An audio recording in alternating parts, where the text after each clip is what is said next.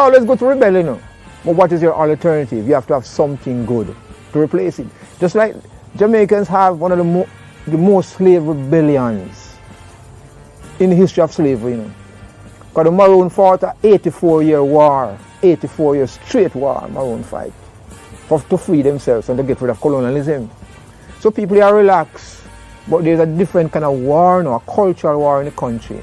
Jamaicans are rebellious people in nature, and Jamaicans are talented people. As you can see in sports, Jamaicans will come on top, you know, disregarding the circumstances. Because we still have to mention Usain Bolt, what he achieved within such a short time. He's 100% Jamaican. You look at Marcus Garvey, you look at Bob Marley, you get me? You have to look at Harry Belafonte, although he's born Jamaican, he's American, but you have to look at the talents of Jamaican who will come up at any given time, you know. But you'll have a rebel side of Jamaicans now who will protest and rebel and revolute. But you'll have another side of Jamaica who will say, sure, I'm not in for that. I'm pursuing excellence, and that's my goal. So you'll have a Jamaican just pops right up, right to the top and climb above everybody and say, yes. Oh, but we never hear, oh, what happened to this Jamaica? Why these people keep coming up? Why is that? Why is that? What's that about where with Jamaicans, like they kind of, anywhere you go, it's like they deal with progress? Because is where they come from Africa, you know. The English didn't realize that the Akan people were fighters, you know, were captured, you know. They were soldiers of war who another African tribe captured them and sold them to the English. So when they came here, they were 100% militant people. They were not soft people who came here, you know. So we don't know how deep our blood runs with these African warriors who can flex at any level of brilliance, of academia, and of militancy, you know, who will not tolerate, who will be easy to get pissed off at any given time. But as a Jamaican, it's nice to you then you get well pissed, you know, and he can react at any given angle at any given time. Because Jamaicans have a short fuse, and Jamaicans are very loving.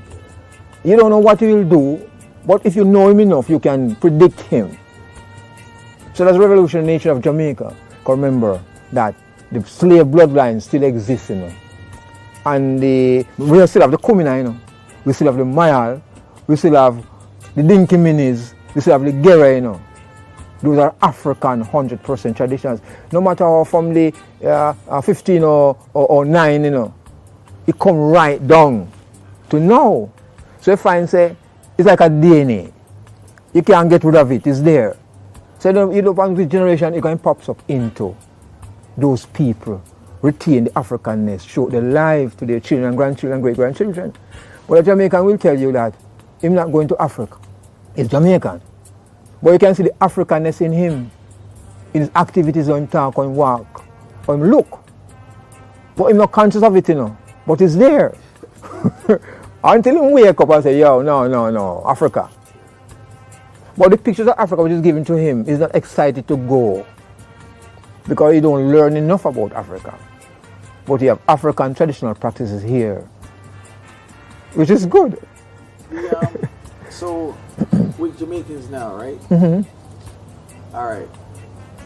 The Akan people, they were industrious people, they were entrepreneur people. Because I was reading the book about the Maroons. Mm-hmm. I didn't even know this, but I was reading how they were trading guns with, I don't know if it's people from Cuba. They were trading guns with anybody, but they were very industrious people. Because they just try to present them like they were up in the bush fighting. But no, they were like, they had a whole thing going on, you know? They have a whole community. Yeah.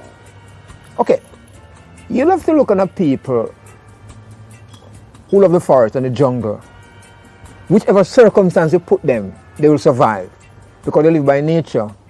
They can find plants, they can find medicine, they can find the healing waters of the spring, they can find the mineral baths, the natural volcanic baths they can find.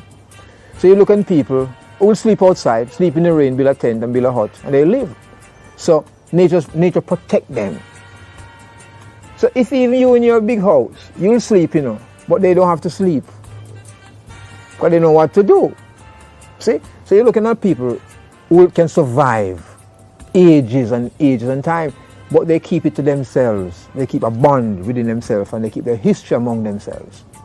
So the more you go among them, the more you learn about them. But it's in our bloodline same way. Yes. We can connect to it, but maybe not as quick because we don't have the direct teachings from them. Exactly.